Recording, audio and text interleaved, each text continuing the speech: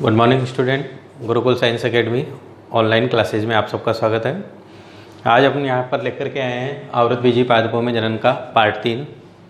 पहले और दूसरे पार्ट में हमने आवृतबीजी पादपों में अलैंगिक जनन की दो प्रकार की विधियों का वर्णन किया था।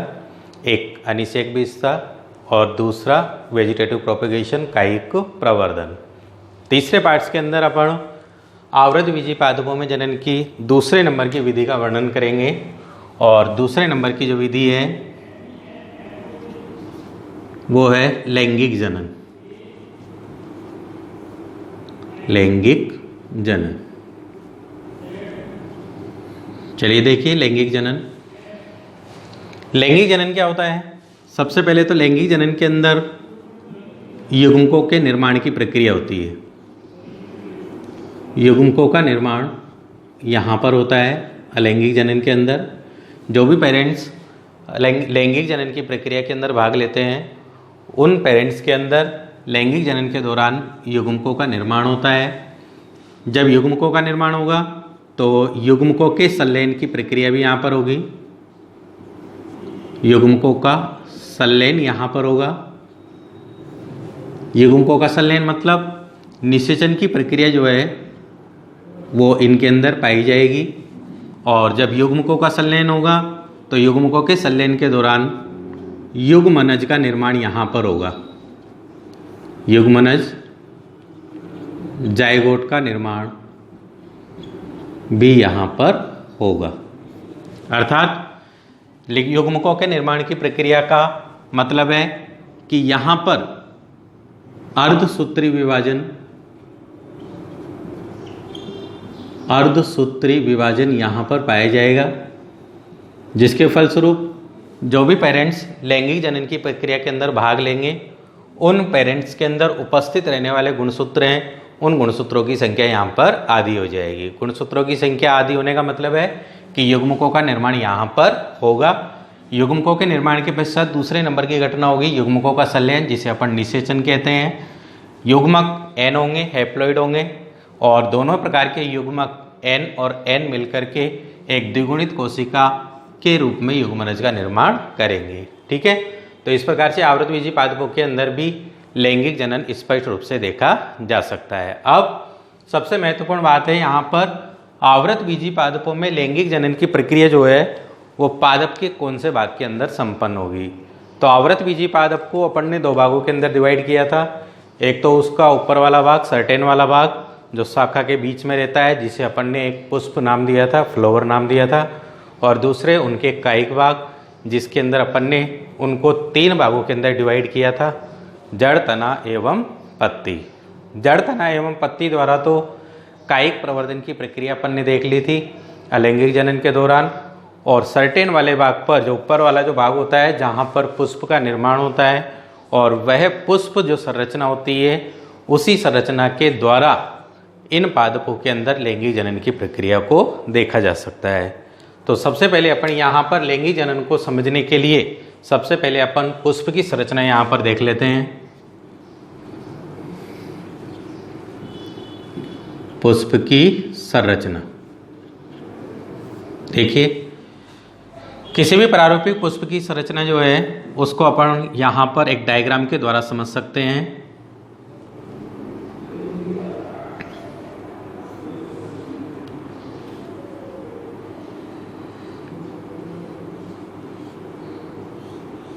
ये एक प्रारूपिक पुष्प की संरचना है।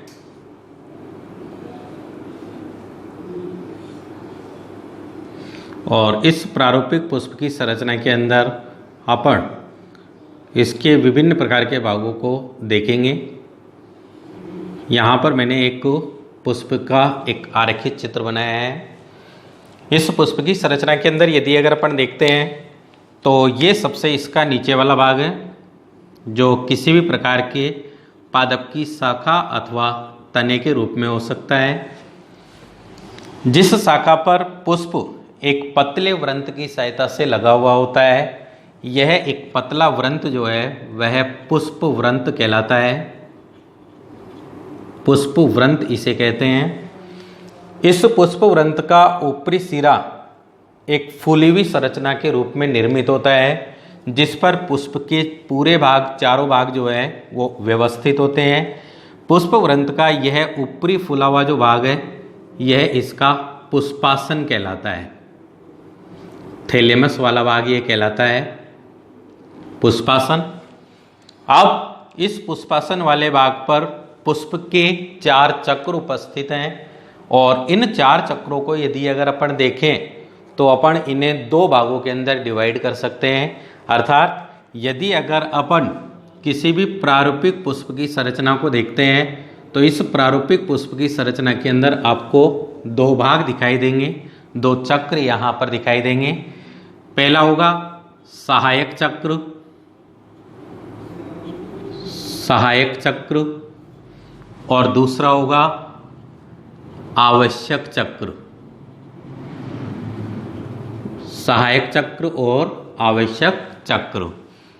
सहायक चक्र जो है इसके अंतर्गत पुष्प के 2 चक्र या 2 भागों को सम्मिलित किया जाएगा।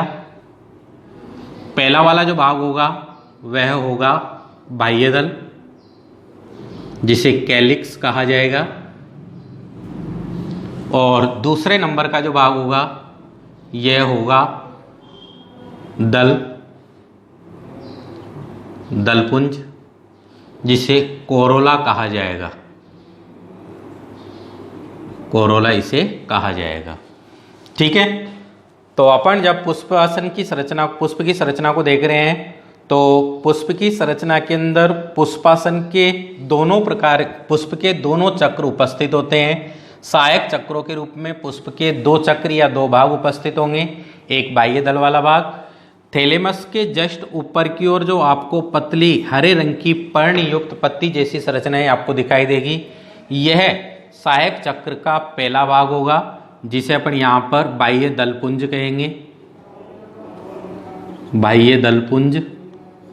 और इसी बाह्य दलपुंज के ऊपर की ओर जो अपेक्षाकृत आपको बड़ी पत्ती युक्त संरचना के रूप में आपको दिखाई दे रहा है, एक पंखुड़ियों वाला भाग आपको दिखाई दे रहा है, यह इसका दूसरे नंबर का सहायक चक्र होगा, सहायक भाग होगा, जिसे यहाँ पर कहा जाएगा दलपुंज। अब इसी प्रकार से 2 आवश्यक चक्र जो है वो पुष्प की संरचना के अंदर उपस्थित होते हैं। एक होता है पुमंग वाला भाग और दूसरा होता है जायांग वाला भाग।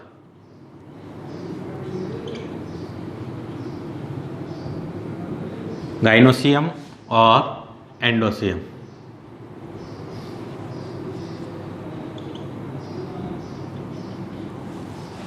ठीक है, जब अपन पुष्प की संरचना को देख रहे हैं तो पुष्प की संरचना के अंदर बीच में आपको एक इस प्रकार की संरचना दिखाई दे रही है।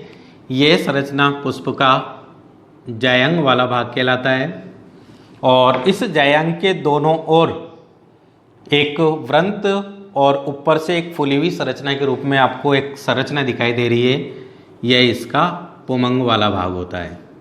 तो इस प्रकार से एक प्रारूपिक पुष्प की संरचना को यदि अगर अपन देखते हैं तो एक प्रारूपिक पुष्प की संरचना के अंदर 2 चक्र उपस्थित होंगे। एक चक्र के रूप में सहायक चक्र उपस्थित होगा, जिसके अंदर पुष्प के 2 भागों को सम्मिलित किया जाएगा, एक बाह्य दल वाला भाग और दूसरा दलपुंज वाला भाग।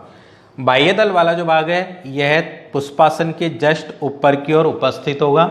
यदि अगर अपन इस बाह्य दल वाले भाग को देखते हैं तो यह बाह्य दलपुंज वाला जो भाग है यह पुष्पासन के जस्ट ऊपर की ओर उपस्थित होगा और हरे रंग की संरचना के रूप में उपस्थित होगा। हरे रंग की संरचना के रूप में यह पाया जाएगा। इसके बाह्य दलपुंज के एक सदस्य को, बाह्य दलपुंज के एक सदस्य को बाह्य दल कहा जाएगा, बाह्य दल कहा जाएगा। और इस बाह्य दलपुंज का जो कार्य होगा यह कार्य होगा पुष्प के विभिन्न भागों की रक्षा करना, पुष्प के विभिन्न भागों की सुरक्षा करना, पुष्प के विभिन्न भागों की क्या करना, सुरक्षा करना। अपन जानते हैं कि यदि अगर किसी भी प्रकार की कोई संरचना होती है तो उस संरचना के अंदर सबसे बाहर की ओर स्थित रहने वाला जो भाग होता है वह सदैव बाह्य वातावरण से उसकी सुरक्षा करने का कार्य करता है। तो इसी प्रकार पुष्प के अंदर भी सबसे बाहर की ओर उपस्थित रहने वाला जो बाह्य दल पुंज वाला जो भाग है, जो हरे रंग की संरचना के रूप में उपस्थित होता है, यह पुष्प के अंदर की ओर उपस्थित रहने वाले जो शेष भाग हैं उनकी रक्षा करने का या सुरक्षा करने का कार्य इसके द्वारा किया जाता है। दूसरे नंबर का जो भाग होता है सहायक चक्र के रूप में, वह होता है दलपुंज वाला भाग। दलपुंज वाला भाग पुष्प की संरचना के अंदर सदैव रंगीन संरचना के रूप में पाया जाएगा। यह रंगीन कलरफुल संरचना के रूप में उपस्थित होता है, रंगीन संरचना के रूप में पुष्प के अंदर पाया जाता है। और इसी प्रकार इस दलपुंज के एक सदस्य को, इसके भी एक सदस्य को यहाँ पर क्या कहा जाएगा, दल कहा जाएगा। क्यों? क्योंकि यदि अगर अपन पुष्प की संरचना को देखते हैं तो पुष्प की संरचना के अंदर बाह्य दल और दल जो है, बाह्य दल और दलपुंज, ये अनेक पत्तियों की संरचना के रूप में उपस्थित होते हैं। बाह्य दल जो है ये भी पुष्पासन के चारों ओर उपस्थित होते हैं, जिनकी संख्या जो है वो 1, 2, 3, 4, 5, 6, 7 तक हो सकती है। जैसे गुड़हल के अंदर यदि अगर अपन देखते हैं तो गुड़हल के अंदर बाह्य दल पुंजों की संख्या होती है 5 से लेकर 7 तक, ठीक है ना। तो उसके एक सदस्य को क्या कहा जाएगा, बाह्य दल कहा जाएगा। इसी प्रकार से यदि अगर अपन उसके दलपुंज वाले भाग को देखते हैं जो रंगीन संरचना के रूप में बाह्य दल से ऊपर की ओर पाया जाता है, उसके एक सदस्य को क्या कहा जाएगा, दल कहा जाएगा। जैसे गुलाब की यदि अगर अपन पंखुड़ियों को देखें, गुलाबी रंग की जो पत्तियां अपन को गुलाब के पुष्प के अंदर दिखाई देती है, वो उसका कौन सा वाला भाग होगा, दलपुंज वाला भाग होगा। अब उस गुलाब के पुष्प में से गुलाबी रंग की यदि अगर अपन एक पत्ती को बाहर की ओर निकाल लेते हैं, एक पंखुड़ी को बाहर की ओर निकाल लेते हैं, तो उसका एक सदस्य क्या कहलाएगा, दल कहलाएगा, ठीक है ना। दलपुंज जो उपस्थित होते हैं, इन दलपुंजों को पुष्पों के अंदर पंखुड़ियों के नाम से भी जाना जाता है। पंखुड़ियों के नाम से इन्हें जाना जाता है, ठीक है। और इस दलपुंज का पुष्प के अंदर सबसे महत्वपूर्ण कार्य है कीटों को अपनी ओर आकर्षित करने का, कीटों को अपनी ओर आकर्षित करना,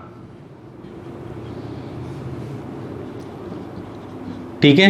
क्योंकि कलरफुल संरचना है और कीटों के द्वारा परागण की क्रिया की जाती है। परागण की क्रिया हेतु कीट पुष्पों की ओर आकर्षित होते हैं और इनके जो दलपुंज वाला जो भाग होता है, पंखुड़िया वाला जो भाग होता है, उनकी कोशिकाओं के अंदर मकरंद पाया जाता है और उस मकरंद को प्राप्त करने के लिए और साथ ही साथ रंगीन संरचना के रूप में उपस्थित होने के कारण कीट जो है वो पुष्पों की ओर आकर्षित होते हैं। तो दलपुंज का कार्य जो है वो क्या होगा, कीटों को अपनी ओर आकर्षित करना। अगले नंबर पर यदि अगर अपन देखते हैं तो इसके आवश्यक चक्र हैं और आवश्यक चक्र जो है उनको भी यहाँ पर दो भागों के अंदर बांटा गया है। पहला भाग है पुमंग और दूसरा भाग है जयांग। आवश्यक चक्र को अपन यहाँ पर जनन चक्र के रूप में भी अपन जान सकते हैं, जनन चक्र, क्योंकि पुष्प की संरचना के अंदर यही दो भाग ऐसे होते हैं जिनके द्वारा इन पादपों के अंदर या पुष्पों के द्वारा लैंगिक जनन की प्रक्रिया संपन्न होती है। सबसे पहला भाग होता है पुमंग, ठीक है। आप पुमंग के अंदर यदि अगर अपन देखते हैं तो ये जो पुमंग है यह पुष्प का नर जनन भाग है। यह पुष्प का कौन सा भाग है, नर जनन भाग है। दो प्रकार के भाग होंगे, एक नर जनन भाग और दूसरा मादा जनन भाग। नर जनन भाग के द्वारा नर युग्मकों का निर्माण होगा और मादा जनन भाग के द्वारा मादा युग्मकों का निर्माण होगा। तभी तो अपन ने यहाँ पर कहा है कि लैंगिक जनन के दौरान यहाँ पर सबसे पहले किसका निर्माण होगा, युग्मकों का निर्माण होगा। तो नर जनन जो भाग है जिसे अपन ने पुमंग के रूप में बोला है, इसके अंदर नर युग्मकों का निर्माण होगा। इसका जो मुख्य सदस्य होता है या एक सदस्य जो होता है उसको यहाँ पर पुंकेसर के नाम से जाना जाता है।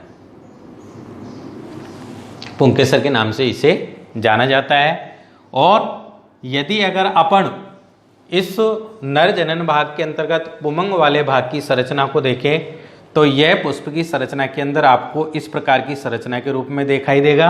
अर्थात यदि अगर अपन पुष्प में से एक पुमंग वाले भाग को बाहर की ओर निकालें तो बाहर की ओर निकालने पर इस पुमंग की संरचना के अंदर अपन को 3 भाग यहाँ पर दिखाई देते हैं। एक नीचे की ओर उपस्थित रहने वाला पतला तंतु युक्त भाग जिसे पुतंतु कहा जाएगा, और ऊपर की ओर फूला हुआ भाग जिसे परागकोश कहा जाता है। और इन परागकोश को ऊपर की ओर जो फूली हुई संरचना होती है जो नीचे पुतंतु के द्वारा जुड़ी हुई होती है, इनके मध्य का जो स्थान पाया जाता है, इन दोनों को आपस में जोड़ने वाला जो भाग होता है यह इसका भाग कहलाता है योजी। तो किसी भी पुमंग की संरचना को अपन 3 भागों के अंदर डिवाइड कर सकते हैं। सबसे नीचे की ओर उपस्थित रहने वाला एक पतला तंतुनुमा भाग जो होता है उसे पुतंतु कहा जाता है। ऊपर की ओर एक फूली हुई संरचना, एक पाली युक्त या 2 पाली युक्त संरचना होती है जिसे परागकोश कहा जाता है। और इस परागकोश को पुतंतु से जोड़ने के लिए मध्य में एक संरचना पाई जाती है जिसे योजी कहा जाता है, जो दोनों को आपस में जोड़ने का कार्य करता है। अगले नंबर पर यदि अगर अपन देखें तो जायंग वाला भाग है जो पुष्प की संरचना के अंदर आपको बिल्कुल मध्य में दिखाई दे रहा है। जिस प्रकार से पुमंग पुष्प का नर जनन भाग होगा उसी प्रकार से जायंग जो है यह भी पुष्प का मादा जनन भाग होगा। यह मादा जनन भाग होता है और इसका जो मुख्य सदस्य होता है, इसके मुख्य सदस्य को कार्पल या अंडप के नाम से इसे जाना जाता है। और इस जब अपन जायंग वाले भाग को देखते हैं तो इस जायंग की संरचना के अंतर्गत भी 3 भाग होते हैं। अर्थात पुष्प के अंदर अपन को ये जायंग वाला जो भाग है वो इस प्रकार की संरचना के रूप में अपन को दिखाई देता है। इस प्रकार की संरचना के रूप में अपन को दिखाई देता है। सबसे नीचे की ओर जो फूला हुआ जो भाग होता है, जो आपको सबसे नीचे की ओर फूला हुआ जो भाग होता है जो पुष्पासन पर व्यवस्थित होता है, यह फूला हुआ भाग अंडाशय कहलाता है। और इसके ऊपर की ओर एक पतली नली की संरचना पाई जाती है जिसे वर्तिका कहते हैं। और सबसे ऊपर की ओर जो भाग पाया जाता है यह इसका वर्तिकाग्र वाला भाग कहलाता है। स्टिग्मा वाला यह भाग कहलाता है जो एक चपटी संरचना के रूप में उपस्थित होगा। परागण की प्रक्रिया के दौरान जो स्थानांतरित होने वाले परागकण हैं या किसी भी पुष्प के द्वारा स्थानांतरित होने वाले परागकणों को जब पुष्प के द्वारा ग्रहण किया जाता है तो स्थानांतरित होने वाले परागकण पुष्प के वर्तिकाग्र वाले भाग पर ही जाकर के रुकते हैं, स्थानांतरित होते हैं। तो वर्तिकाग्र वाला जो भाग है यह परागण क्रिया के दौरान आने वाले परागकणों को धारण करने का या ग्रहण करने का कार्य करता है। वर्तिकाग्र के नीचे की ओर एक पतली नली के संरचना युक्त भाग पाया जाता है जो इस वर्तिकाग्र को अंडाशय वाले भाग से जोड़ता है। इसे वर्तिका यहाँ पर कहा जाता है, स्टाइल इसे कहा जाता है। और यह ग्रहण किए जाने वाले वर्तिकाग्र द्वारा ग्रहण किए जाने वाले जो परागकण होते हैं उन परागकणों को इस नलिका के माध्यम से अंडाशय वाले भाग के अंदर, यदि अगर अपन संरचना को देखते हैं तो अंडाशय वाला जो भाग होता है, इस अंडाशय वाले भाग के अंदर भी एक और संरचना उपस्थित होती है जिसे बीजांड कहा जाता है। ग्रहण किए जाने वाले वर्तिकाग्र द्वारा ग्रहण किए जाने वाले परागकणों को वर्तिका द्वारा कहाँ तक पहुँचा दिया जाता है, बीजांड तक पहुँचा दिया जाता है। और नीचे की ओर जो फूला हुआ जो भाग होता है वह इसका अंडाशय वाला भाग होता है। ठीक है, तो इस प्रकार से अपन ने यहाँ पर आवृत बीजी पादपों में जनन के दौरान लैंगिक जनन की प्रक्रिया को देखा है। लैंगिक जनन की प्रक्रिया के दौरान क्या होगा, सबसे पहले तो युग्मकों का निर्माण होगा। सबसे पहले लैंगिक जनन की प्रक्रिया के अंतर्गत 2 जेंडर अर्थात 2 पेरेंट्स जो है वो यहाँ पर भाग ले सकते हैं। अलैंगिक जनन के अंदर केवल एक ही जनक भाग लेता है, लेकिन लैंगिक जनन के अंदर 2 पेरेंट्स 2 जनक यहाँ पर भाग ले सकते हैं जो अलग अलग लिंग संरचना वाले हो सकते हैं। नर संरचना के रूप में और मादा संरचना के रूप में। जिस प्रकार से यहाँ पर नर जनन भाग के रूप में पुमंग और मादा जनन भाग के रूप में जयाम। जब यहाँ पर दो अलग अलग प्रकार की लिंग संरचनाएं उपस्थित होंगी, दो अलग अलग प्रकार के जेंडर उपस्थित होंगे, तो यहाँ पर अलग अलग प्रकार के युग्मकों का निर्माण होगा, अर्थात अर्धसूत्री विभाजन होगा। द्विगुणित कोशिका अगुणित कोशिका के रूप में निर्मित हो जाएगी। युग्मकों का निर्माण होगा तो युग्मकों का संलयन निषेचन की प्रक्रिया जो है वो भी इसके अंदर देखी जा सकती है। जब युग्मकों का संलयन होगा, निषेचन की प्रक्रिया होगी, तो एक द्विगुणित कोशिका के रूप में युग्मनज का निर्माण यहाँ पर होगा। आवृतबीजी पादपों के अंदर जब अपन लैंगिक जनन की प्रक्रिया को देखेंगे तो इन पादपों के अंदर ऊपर की ओर एक पुष्प संरचना उपस्थित होती है, जिसके अंदर ही लैंगिक संरचनाएं उपस्थित होती हैं और उन्हीं लैंगिक संरचनाओं के द्वारा इन आवृतबीजी पादपों के अंदर लैंगिक जनन की प्रक्रिया को संपादित किया जाता है। एक पुष्प की संरचना को यदि अगर अपन ने देखा है तो दो चक्र अपन ने यहाँ पर डिवाइड किए हैं, एक सहायक चक्र, दूसरा आवश्यक चक्र, या इसे अपन ने जनन चक्र भी कहा है। ठीक है, सहायक चक्र इसके दो भाग होंगे, एक बाह्य दलपुंज वाला भाग जो थैलेमस के जस्ट ऊपर की ओर उपस्थित होगा, छोटे हरे रंग की पत्ती युक्त संरचना के रूप में उपस्थित होगा। एक सदस्य को बाह्य दल कहा जाएगा और इसके द्वारा पुष्प के विभिन्न भागों की सुरक्षा का कार्य इस बाह्य दलपुंज के द्वारा किया जाएगा। बाह्य दलपुंज के ऊपर की ओर अपेक्षाकृत बड़े आकार की रंगीन पंखुड़ियों जैसी संरचना या पत्तियों जैसी संरचना पाई जाती है, जिसे दलपुंज कहा जाता है। रंगीन संरचना के रूप में उपस्थित होते हैं। एक सदस्य को दल कहा जाएगा। जो पत्तियां उपस्थित होती है, दलपुंज वाला जो भाग होता है, उनके प्रत्येक सदस्यों को पंखुड़ियों के रूप में अपन जान सकते हैं और इस दलपुंज के द्वारा कीटों को अपनी ओर आकर्षित करने का कार्य किया जाता है। आवश्यक चक्र के अंतर्गत पुष्प के दो भागों को सम्मिलित किया गया है, जिसके अंदर एक पुमंग वाला भाग है और दूसरा जायंग वाला भाग है। पुमंग वाले भाग को यदि अगर अपन देखते हैं तो ये पुमंग वाला जो भाग है यह पुष्प का नरजनन भाग होगा।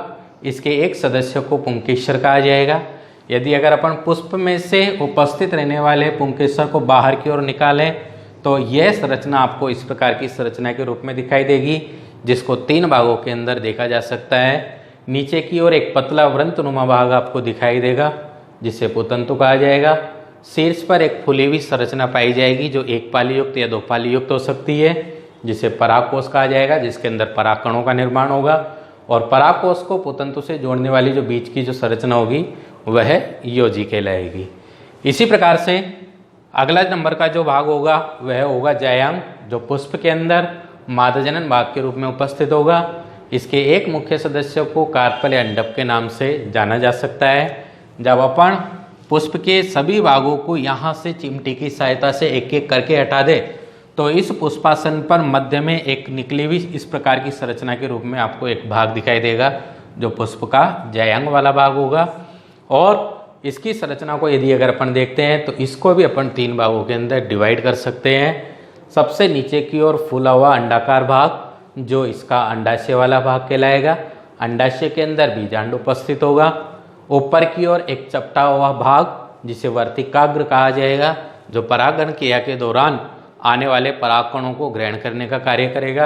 और वर्तिकाग्र को अंडाशय से जोड़ने के लिए मध्य में एक नली की संरचना पाई जाएगी, जिसे वर्तिका कहा जाएगा। और इसी वर्तिका के द्वारा वर्तिकाग्र पर आने वाले परागकणों को बीजांड तक पहुंचने के लिए मार्ग उपलब्ध कराया जाएगा। ठीक है, तो इस प्रकार से यहाँ पर आवृतबीजी पादपों के जनन की प्रक्रिया के दौरान आपके पहले नंबर का जो चैप्टर है वो यहाँ पर कंप्लीट होता है 3 पार्ट्स के अंदर।